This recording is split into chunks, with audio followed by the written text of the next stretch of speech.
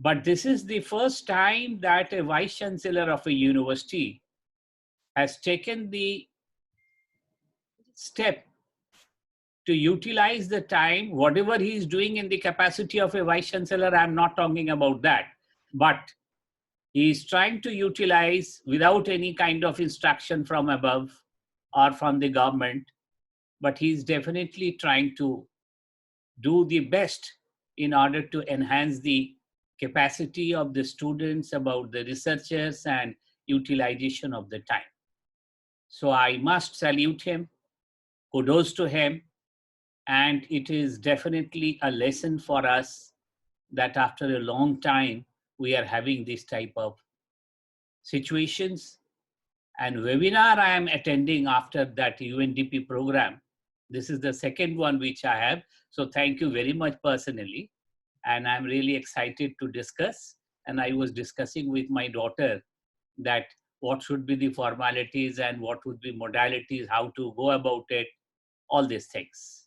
Madhurima Lalji, she has been my student, but in the capacity of a director of what you call the entrepreneur cell or employment cell, as well as Dean CDC, College Development Council. He is doing hell lot of activities. So much so that since yesterday I was trying to contact him for half an hour, I could not get. So she is so busy, but this is definitely there that she is very committed, very sincere, and she is trying to think about the university.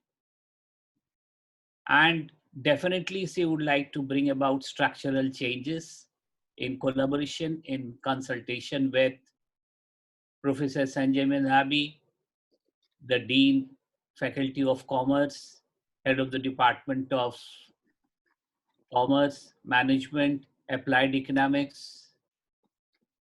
It's a kind of cooperative concern. It's a kind of cooperative effort to take the university to that acme position, which we could have never imagined in our readiest possible imagination also. So hats off to each and every teacher and faculty. Of course, the science faculties also are there. And very interestingly, after my superannuation, for the first time, I got an invitation to speak something. This is also a matter of pleasure for me that yes, we do stand somewhere.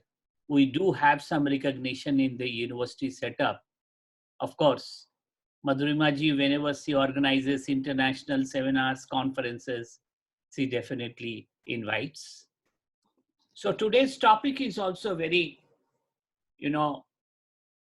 contemporary and very timely, because everybody is scared, everybody is horrified that what is going to be the ultimate effect of this COVID-19.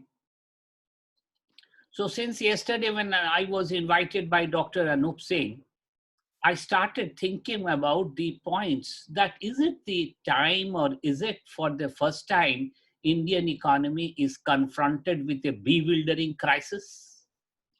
Were there any earlier crises as well? So I could get it after recapitulation. I could get it that it's not the first time that we had the crisis. Indian economy confronted with the crisis in the period of 1960s, 1970s, 1980s, 1990s, 2008, 2011, and now 2019. So there was a series of crises. Of course, when we try to diagnose the generic nature of the crisis, we'll have to take into account, is it because of some endogenous factor or exogenous factor? As far as I quickly sum up, so that because this lecture is also meant for the students, they should also try to learn. The honorable teachers of the university are aware of these situations, but let me take this opportunity of discussing these things in the context of the students as well. So the crisis of 60s was mainly because of food crisis and war, Chinese War of 1962. So we can say that the crisis can be diagnosed in terms of exogenous variable, which is not within the control of the government. 1970s was the crisis which was justified in terms of first oil crisis. Crisis of 1980s was again Pakistan war and second oil crisis. Then crisis of 1990s, that's a wonderful crisis. And for the first time, we had a crisis which can be explained in terms of endogenous parameters. And we will say that this is popularly known as fiscal crisis or public sector crisis. So, ladies and gentlemen, for the first time, the country had witnessed a crisis which is mainly because of the governmental operations, and the Ministry of Finance, Department of Economic Affairs, New Delhi, diagnosed the nature of the crisis in terms of expansion of the public sector in low priority areas. In other words, the expansion of the economic activities, monitoring of the economic activities, planning of the economic activities were decided by the political authorities, the bureaucrats, the surrogates, rather than the economists. Or so to say, that the decision of the economists were relegated to a secondary position, and the political authorities had an upper hand in deciding the rates of different types of parameters. Then we had, in the context of, in order to resolve the problem of crisis of the Indian economy, the government of India came out with a series of reforms programs under the category of structural adjustment program and new economic policy or stabilization, macroeconomic stabilization. Hats off to the finance minister of that time, who could really diagnose the nature of the crisis. And the Ministry of Finance, Department of Economic Affairs came out with a prescription, with a diagnosis that the nature of the crisis may be attributed to increasing fiscal deficit GDP ratio, which is responsible for perpetuating inflationary price spiral. Why inflation? Because of increasing fiscal deficit GDP ratio. And the second important, it is clearly officially documented. And the second important diagnosis of the Ministry of Finance was that the high fiscal deficit GDP ratio is also responsible for increasing rate of deficit in the current account of the balance of payments. So there was a policy prescription which was promulgated and which was formulated by the government of India that, well, if we want to control inflation and if we want to do away with the rate of deficit in the current account of the balance of payments, then fiscal deficit has got to be controlled. It has to be curbed, and fiscal deficit therefore was termed as the villain of the peace. So everywhere you must be remembering, my good friends in the university, in the different departments must be remembering that everybody used to talk about fiscal deficit, fiscal deficit, fiscal deficit. I quickly discuss and share it with my friends, with my students also who is listening, that ultimately we had several concepts of deficit in the literature of fiscal economics. Revenue deficit, capital deficit, budgetary deficit, primary deficit, monetized deficit. There was no mentioning of fiscal deficit. How come that fiscal deficit became so prominently important?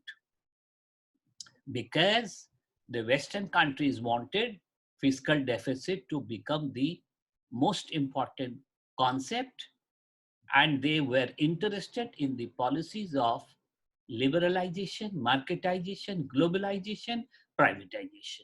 So in order to accelerate the principle of privatization, liberalization, marketization, and globalization, fiscal deficit took the center stage of the literature of economics. Otherwise, there is a standard concept given by Sukhumai Chakravarti, monetized deficit. Net RBI credit to the government sector. Net RBI credit to the government sector, that constitutes the amount of fiscal deficit. Anyway, these are all kind of critical evaluation. Then comes the crisis of 2008, Eastern European crisis, East Asian crisis, again due to exogenous parameters. Then crisis of 2011, subprime crisis, and crisis because of faulty banking policy of the prestigious banks of United States of America, like Lehman Brothers and all. And now after such a long gap, we have a, crisis which has been created, which has been precipitated because of this COVID-19. So from different corners, there are questions that the economy is going to suffer a setback, the economy is going to be paralyzed, we are going to pay a huge cost for that. All kinds of questions are being raised. So I tried to jot down certain points, say what are the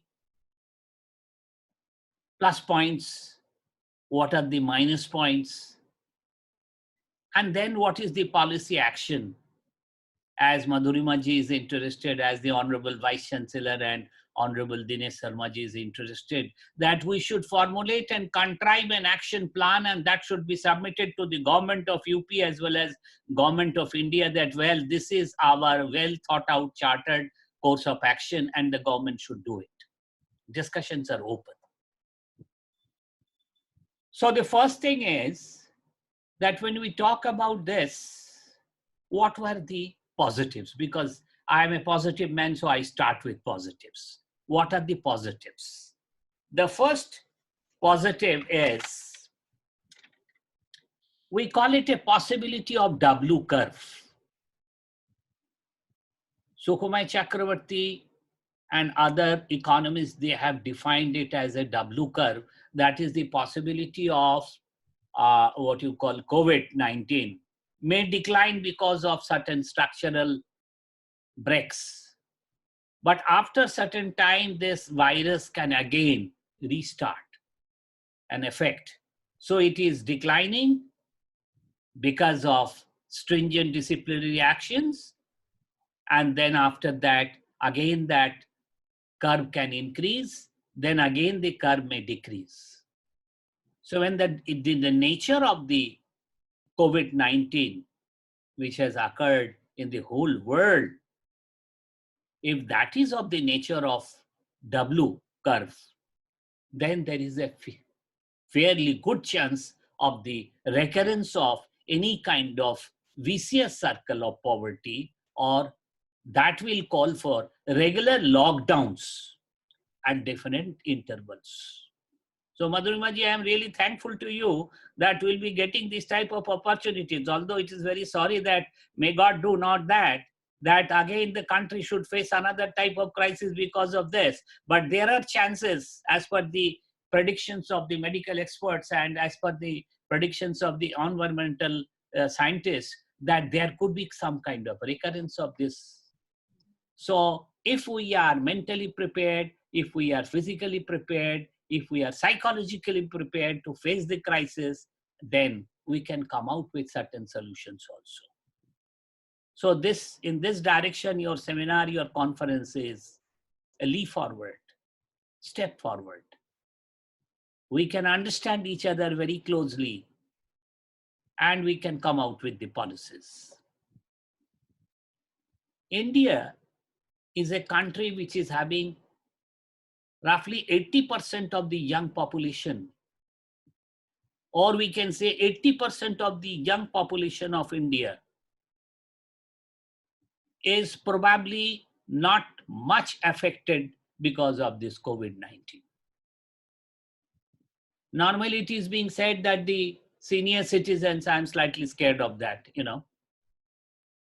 senior citizens having the problems of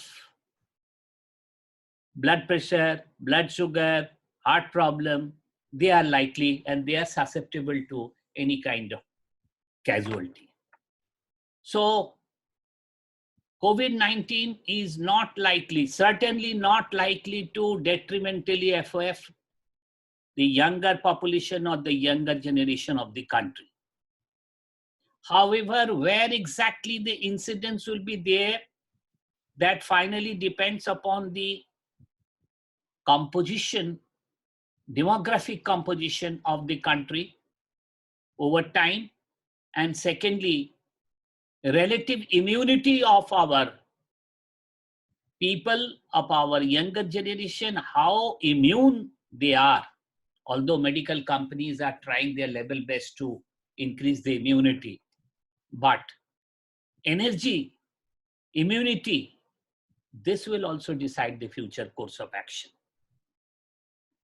Most refreshing thing is that there is a strong realization and strong recognition on the part of the people of our country that everybody is trying to cooperate with each other, shake hands with each other, not hands in the physical sense of the true sense of the term, namaskar karke, but they always try to exchange their views and exchange their ideas. Wholehearted cooperation. And on the top of everything, the policy of the government is very proactive, very positive, and very people friendly. So these are very positive things which to our considered opinion will definitely act upon and will decide the future course of action. Somebody has spoken regarding the increase in the growth rate of GDP. That is a matter of concern. Growth rate of GDP is likely to become 1 to 2% during the forthcoming year. GDP will be hard hit and it will be national income of the country will be definitely affected.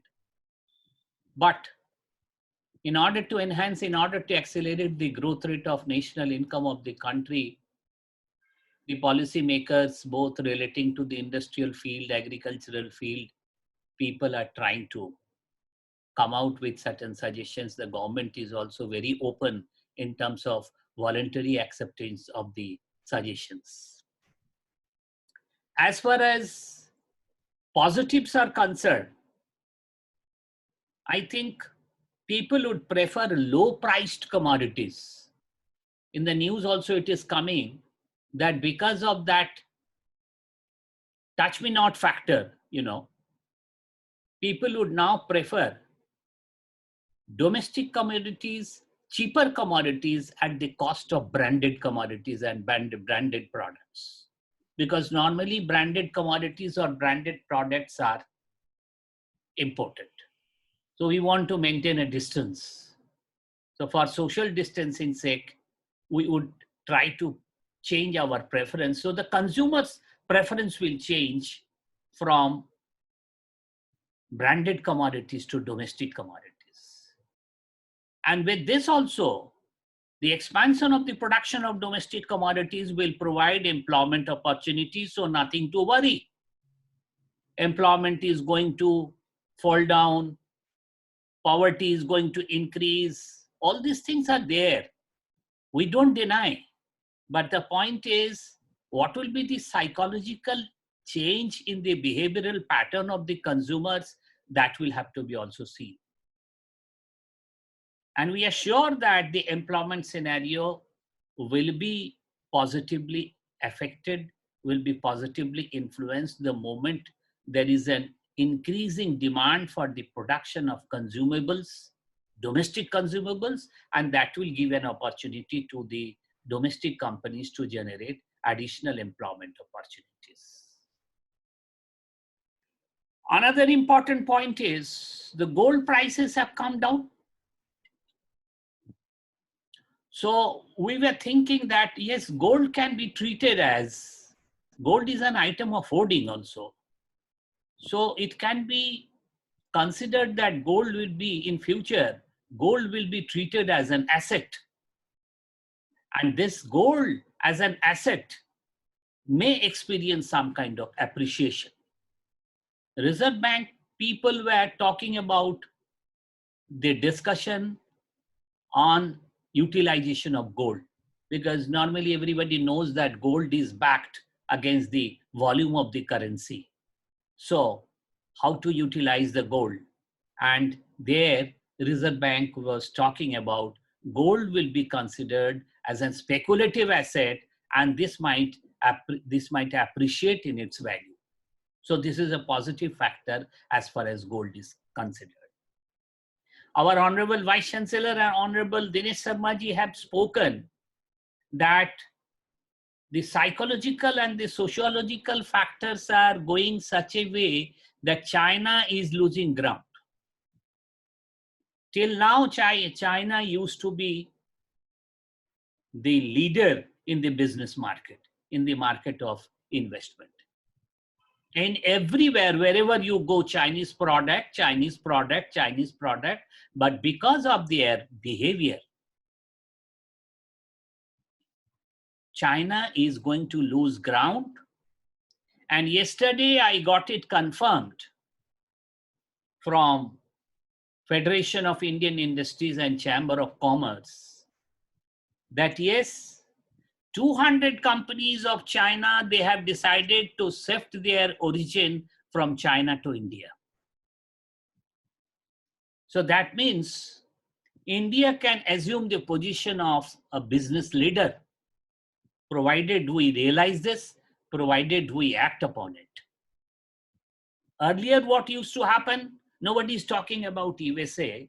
Although USA is not going to lose ground, USA will also come forward. But only thing is now the period is very tormenting. So people are busy to save their lives. But for Indian entrepreneurs, the time is there that we should talk about how to capture the companies. And that's why the behavioral pattern with the rest of the countries of the globe is also very important. We don't criticize the companies of the other countries. We should be very friendly. We should be very amicable in inviting them and showing them what Indian products are there, because Indian engineers in terms of software is unparalleled. Everybody knows about it. But the only thing is that we need to develop that kind of international diplomatic business relations so that we can attract the companies to the Indian soil. So this is a point. As far as the capital market is concerned, right now it seems that the capital market is deepening. Everywhere it is the scenario. It's not only with respect to India, but there can be a flow of capital from China to other countries, particularly developing countries like India. Provided we are in a position to utilize the capital for the positive acceleration and multiplier effect, meaning thereby generating additional income opportunities. Our Honorable Prime Minister Narendra Modi ji is doing the right possible thing. He's shaking hands with America also, because today America is depressed, but tomorrow America will come up. So he is maintaining that kind of diplomatic and international relationship also. But the only thing about which the other day the Ministry of Finance was talking, that in the field of international trade, we will have to be very cautious, because our terms of trade has been found to be continuously deteriorating. Madhurima ji, belonging to the field of international trade and international finance and business, will appreciate this point that we are the exporters of primary commodities. We are not the exporters of manufacturing commodities. With the result, when in the international market, there is some kind of change or exchange between the goods and services.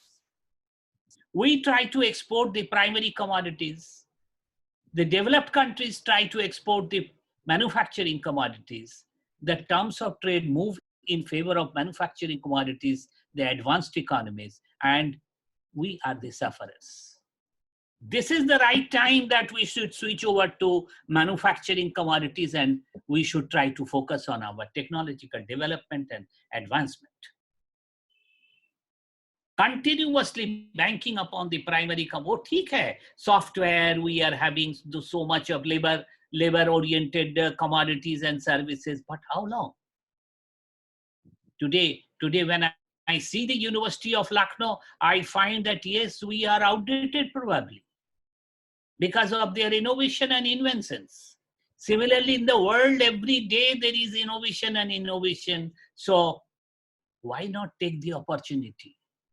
So India cannot play the role of an exporter who behaves like a typical village man carrying a basket of vegetables, and by evening he or she is willing to sacrifice the entire basket of vegetables at the given market price. But this does not happen with the other members. The developed countries who are the exporters of manufacturing commodities, they try to, if they find that the rate of exchange is falling, then they try to store it. We will not sell it. But our exporters do not have that power. Our exporters do not have that opportunity to hold the commodities. By the evening, they need to dispose of the entire basket. Similarly, our exporters try to, because primary commodities normally are perishable commodities, they cannot be stored. So my simple submission is that rate of exchange, in order to accelerate, in order to give a boost up to the rate of exchange and rate terms of trade, particularly net border terms of trade, we should try to switch over to, number one, manufacturing commodities, and secondly, we should try to think that ultimately our turn is with respect to rate of exchange. Our focus should not be the volume of quantity, but our focus should be on the rate of exchange. Whether in the international market, we are in a position to enhance and improve our rate of exchange or not. These are all on the side of positives. Another thing is, on the side of positives, as I was talking with other people, that monsoon is also predicted in time. So this is a fortunate thing with respect to Indian economy, that with the timely appearance of monsoon in the Indian scenario, agricultural products will be definitely, production will be accelerated. And Rabi crops have been harvested in bumper amount. So because of Rabi crops and because of expected rainfall and monsoon, Indian economy is not likely to suffer any serious kind of damage. I don't rule out the possibility of damage.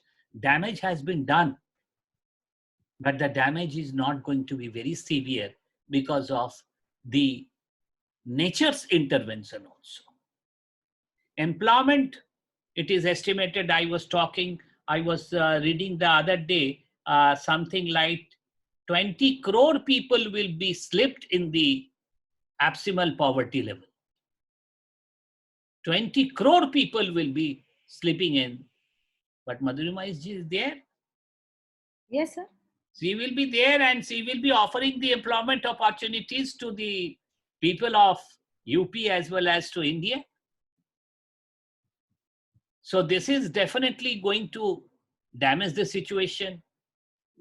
Poverty level is going to be affected. 1.3 trillion size of the Indian economy will be reduced to 1.2 trillion, meaning thereby 1 trillion size of the economy will be compressed. These are the basic facts and these are the basic realities. In terms of employment, in terms of poverty, In terms of size of the economy, India is going to be definitely affected, but India has at least 6 months foreign exchange reserve, which is sufficient enough to sustain the economy at least for a period of 6 to 8 months. If the government can maintain and sustain the requirements of the people of the economy for a period of 6 to 8 months with the help of surplus foreign exchange, then I don't think that immediately the time has come to worry. We can think of maximizing the production basket. We can think of diversification. But certainly in the long run, we will have to think whether we are able to save the capital market, we are able to save the international market, and what position we can really carve out in the international market. Another important thing is international oil price has come down.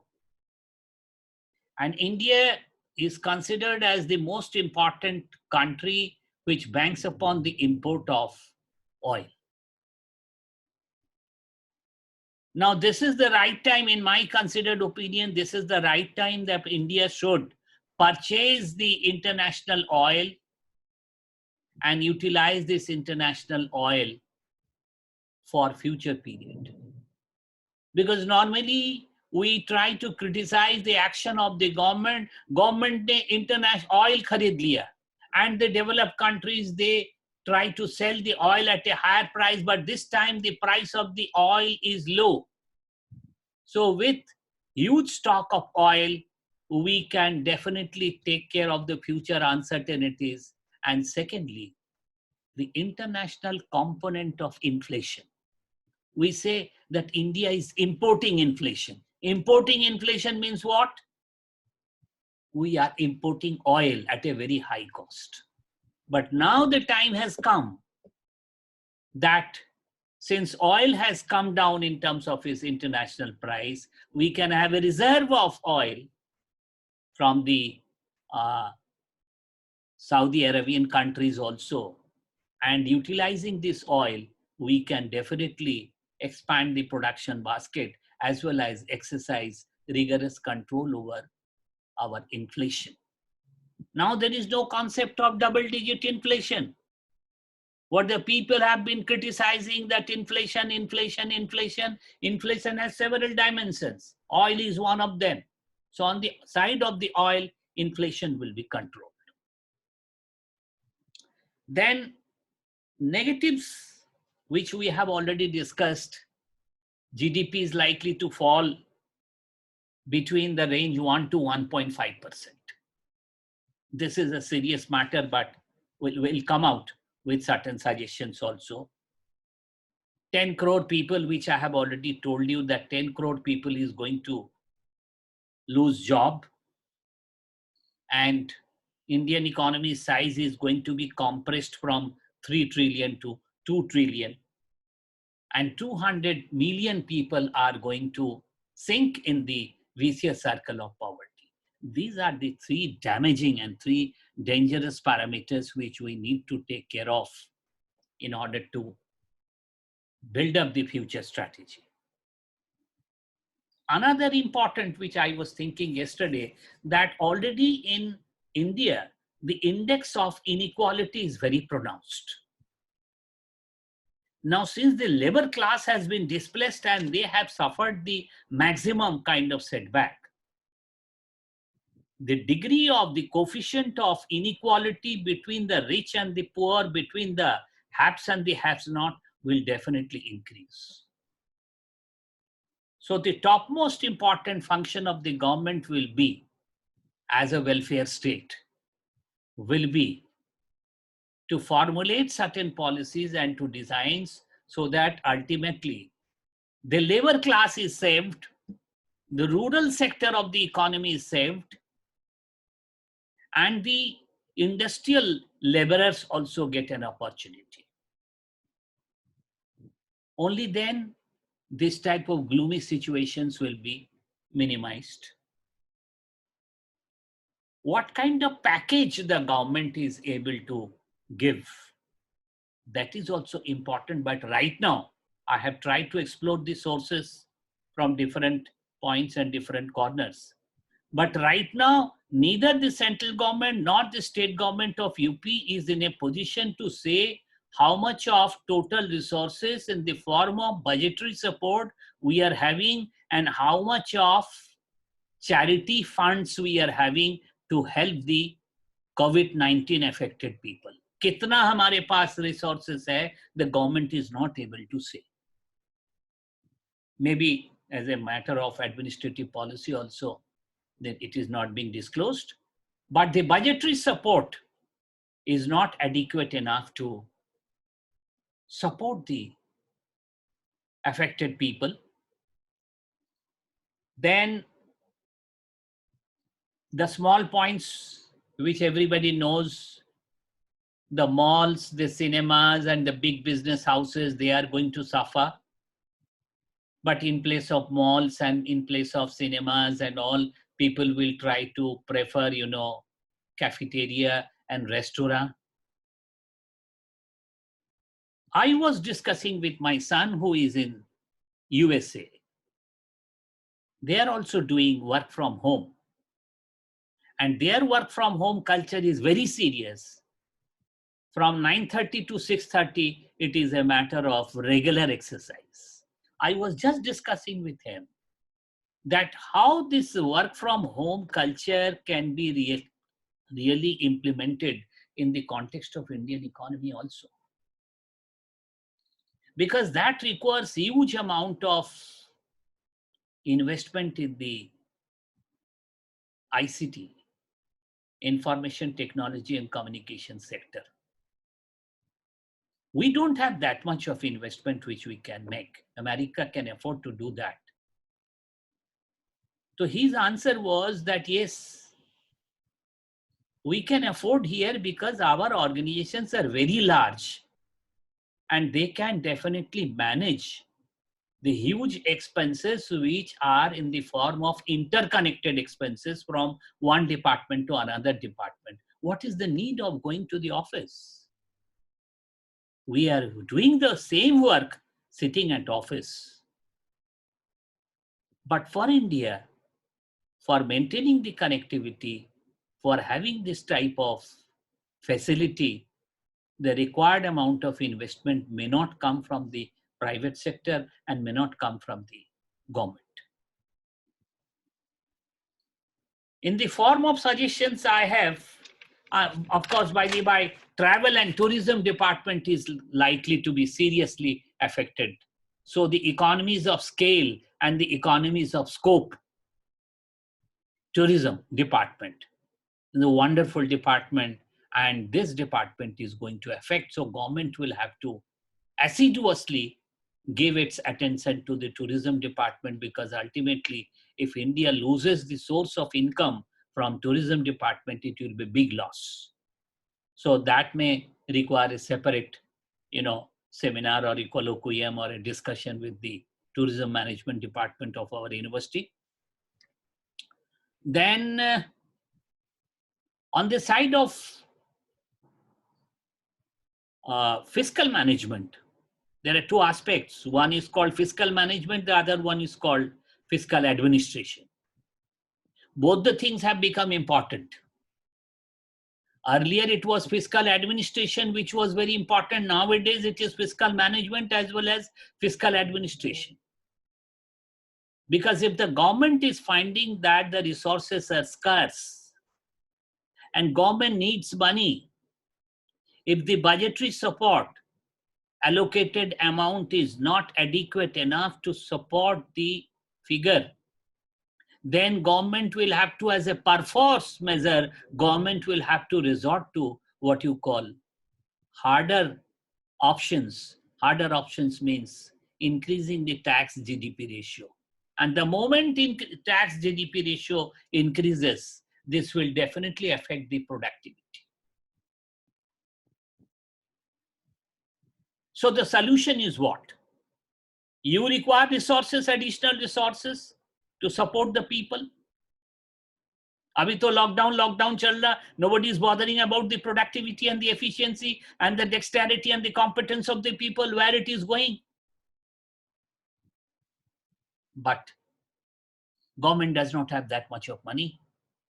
Government may be forced to resort to increasing tax, progressive tax ratio, but that will create, again, already the production level is affected, and increase in tax GDP ratio will detrimentally or harmfully affect the productivity ratio. So our submission will be, here there is a concept of coordination between the monetary policy of the Reserve Bank of India and fiscal policy of Ministry of Finance, non-block Department of Economic Affairs, Government. Till last year only, there had been huge fighting between the monetary policy owners and the fiscal policy owners. Policy always enjoys certain edge over monetary policy because fiscal policy has the discretionary power. Whatever the government wants, government can impose it. Of course, with the concurrence of the ballot. And Reserve Bank of India has certain amount of reserve money.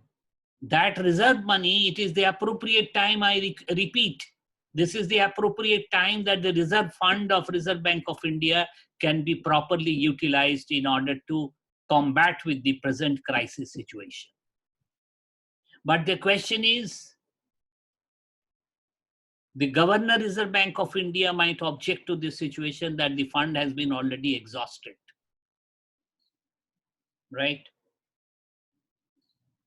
So here the question is, the time has come that there should be a balanced approach and harmonious interaction between the authorities of the Reserve Bank of India as well as the Ministry of Finance. Because this is the time for which reserve funds are being kept. And we should try to see it that ultimately reserve fund is available to mitigate with the contingencies and exigencies of the country. This is purely a political matter. There could be n number of opinions regarding the utilization of reserve fund.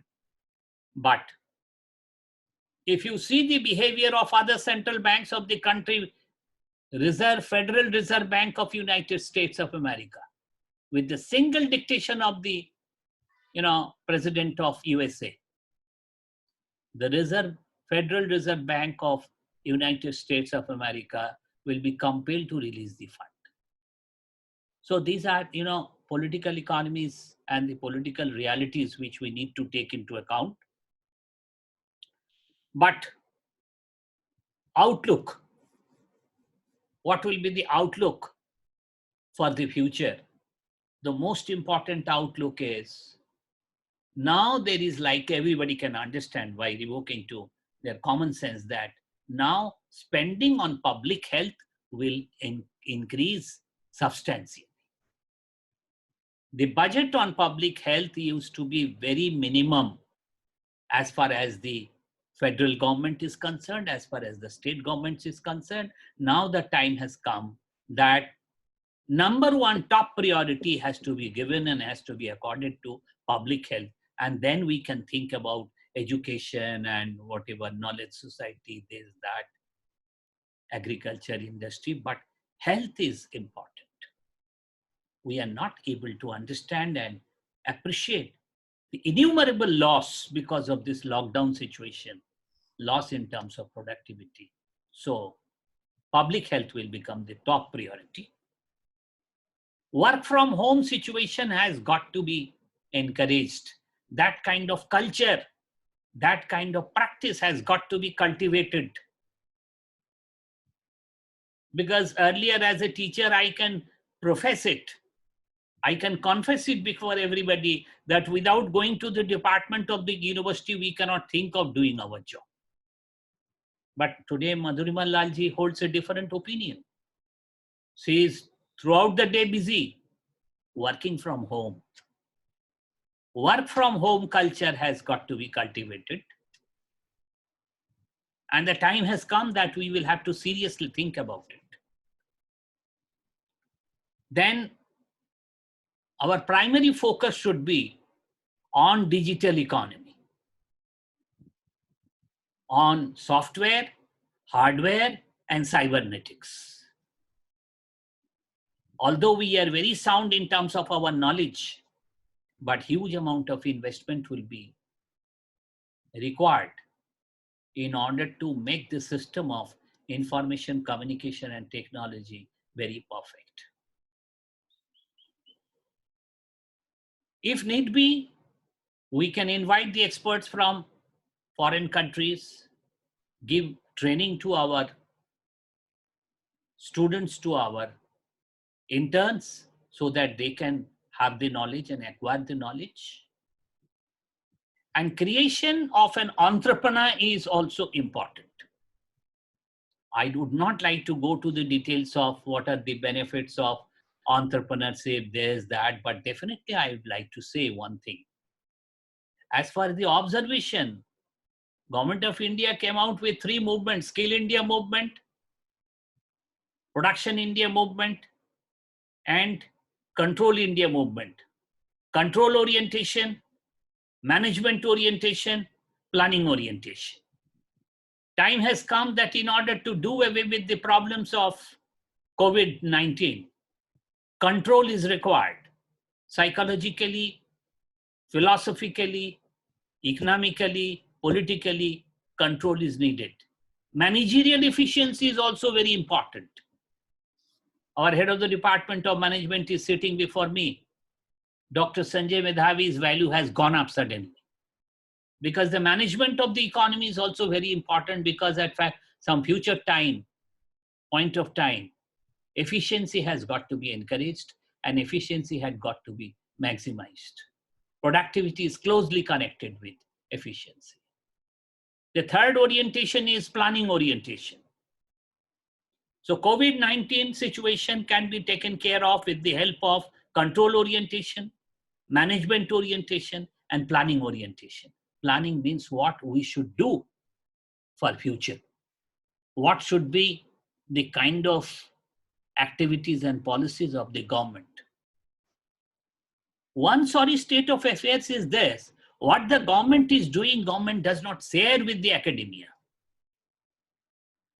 I request Dr. Dinesh Sharma ji and our Honorable Vice Chancellor as well as Madhurima Lal ji, that what is the governmental policy if it is not otherwise confidential? How to combat with the situation? What kind of policies have been contrived by government that should be shared with the, at least the university professors, with the academia, with the researchers, so that we can know that yes, government is going to do this, and in order to solve this problem, what are our suggestions? I will again urge that here we have a planning commission, where you have a prestigious planning commission wherein the advisors, they make policies, but the advisors sitting in the back rooms of the prestigious planning commission, they never bother to invite the university professors and university scholars to share their views. Is it not that the time has come that we should share our opinion and views mutually? तो ये मेरा निवेदन है दिनेश शर्मा जी से कि अगर education के field में, टूरिज्म के फील्ड में, इंडस्ट्री और एग्रीकल्चर के फील्ड में आप कोई पॉलिसी फॉर्मुलेट कर रहे हैं, तो at least you should have a nod from the university. What is the scenario in the rest of the world? In foreign countries, the university professors are given the topmost priority in helping the policy makers to formulate and contriving the policies. Social transformation through healthcare, education, and governance. This is our recommendation. Social transformation. In the long run, we need to have a social transformation through healthcare, governance, and education. These are the 3 important things. Earlier, the educationists used to speak that education is more important than health. COVID-19 has given the clear-cut direction that no, public health occupies the top most important position. Second thing is wealth generation through infrastructure, high-end software, high-ending software, content creation, teleservices. All these things need to be created so that ultimately we reach the knowledge society, knowledge resources, because knowledge resources will ultimately become important as manufacturing commodities will tend to merge with services, and services will tend to merge with knowledge resources. Manufacturing with services and services with knowledge resources. So ultimately Abdul Kalam की जो slogan है that we need to create that knowledge society. There, there is no way out accepting that we will have to encourage our future generation, our students to gather knowledge, maybe through different sorts of media in view of the problem. But without knowledge formation, it is not important. Innovation is important. Strategic innovation is important. Entrepreneurs are important. But typically in a country like India, what is the state of entrepreneurs? In India, there is a dearth of proper entrepreneurs who is mentally progressive. Facilities are being provided, but centuries and decades will be needed to build the personality structure of an average man well suited to the production of wealth. Not only small time, centuries and decades will be needed to build the personality structure of an average man well suited to the production of wealth. We can produce wealth provided we are progressive, because here we believe in the concept of conservatism. We believe in the concept of superstition rather than in the ethics of resource mobilization. So ultimately, resource mobilization should be the idea which should be reflected in the activities of the entrepreneur. Government is doing a lot of activities. The policymakers are trying to encourage, the universities are trying to encourage a lot, but ultimately it's the students who have to decide which line to select and where to go so that we can earn our bread and butter. So all these are the points in our mind, and I think I have taken much of time from you. But only thing is, which I would like to point out, that nothing to be despondent, nothing to be frustrated that yes, the demon has come, the demon has emerged. But how to tackle this situation and a rigorous discipline in terms of activities, in terms of time management is also important. I have seen the young students and young people tormented, घर में बैठ के क्या करे, partying नहीं हो रहा है. This is also another important aspect, they are not able to utilize their time effectively. They think that effective utilization means partying होना बहुत जरूरी है, friends के साथ बातचीत नहीं हो रही है. Good thing, entertainment is good thing, but maybe Almighty God has provided this opportunity for our younger generation to think that yes, how we can really effectively utilize our time. And every time whenever you discuss in my society, I discuss with the students and I discuss with the younger generation, they always have the inbuilt tendency of criticizing the government. So one day I told them that why are you criticizing the government? Whatever best is possible for the government is trying. You should not ask what the government is doing, what the society is doing to combat with this COVID-19. What you are doing for the society, that is important. Every time government should do this, every time government, what are you doing? At least you try to protect yourself and your family. That is important. So Madhurima ji, I take this wonderful opportunity of thanking you that you have selected such an important area, and there are so many other aspects also which we can discuss subsequently. But for the sake of conclusion, we can say that yeah, there are positives, there are negatives, but we need not become despondent. We need not become hopeless.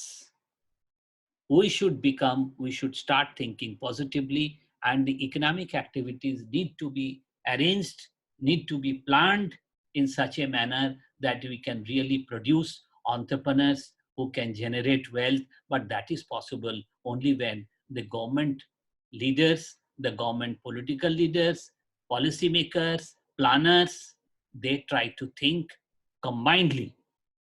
Like your seminar or conference proceedings or results and findings and conclusions should be sent. I will definitely urge you, request you that you should prepare your action plan and send it to the Planning Commission, Government of India, as well as here also, and think that what are your action plans, so that when the policymakers, they interact with our university faculty members, we will come out with a product which is really wonderful, which can be really marketed very well. Thank you very much for your kind hearing and patient hearing and giving me some time. Namaskar. Ladies and gentleman, अभी हमारे साथ उद्बोधन जो है professor A K. Singh Gupta ji कर रहे थे. Before we talk on the topic, मुझे लगातार ये ख्याल आ रहा था कि चाहे हम लोग कितने भी एक्सपीरियंस्ड हो जाएं, कितने भी आगे बढ़ जाएं, मगर टीचर हमेशा टीचर ही होता है. सर ने जितनी बातें बताई, शायद हम 3 दिन या 1 हफ्ते में जिन बातों को हम अभी विचार विमर्श करेंगे या करते, वो सारी की सारी चीजें सर ने अभी कवर की. और मुझे लगता है मुख्य जो मेन बिंदुओं को हम चिंतनशील थे, वो सारी चीजें सर अभी सर ने किया.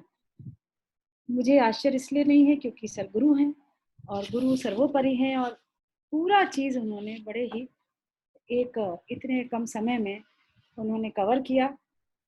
मुझे याद आ रही थी जब हम उनके क्लासेस में अटेंड करते थे और दूसरे क्लास बंक करके सर के क्लासेस में जाते थे, वो इसी तरीके से बड़े ही सारी चीज़ों को कवर करते हुए हम लोग को समझाते थे. बात जो टॉपिक की है हमारे एंटरप्रेन्योरशिप में नए आयामों की, सर ने शायद कोई भी पक्ष ऐसा नहीं है जो छोड़ दिया हो. चाहे पब्लिक हेल्थ का, मुझे भी पर्सनल ये है कि जो सबसे तेजी से जो रफ्तार पकड़ेगी इसके बाद, वो हमारा पब्लिक हेल्थ सेक्टर ही पकड़ेगा. एंड उसमें हम बहुत कुछ कर पाएंगे. बाकी चाहे स्किल इंडिया मूवमेंट हो, प्रोडक्शन एंड कंट्रोल की बात हो, इनोवेटिव एंटरप्रेन्योरशिप की बात है, टैकलिंग एंड फ्रस्ट्रेशन में हमें नहीं आकर ये तमाम आयामों को करना है. इन सब चीज़ों को कोई भी पक्ष सर ने नहीं छोड़ा. या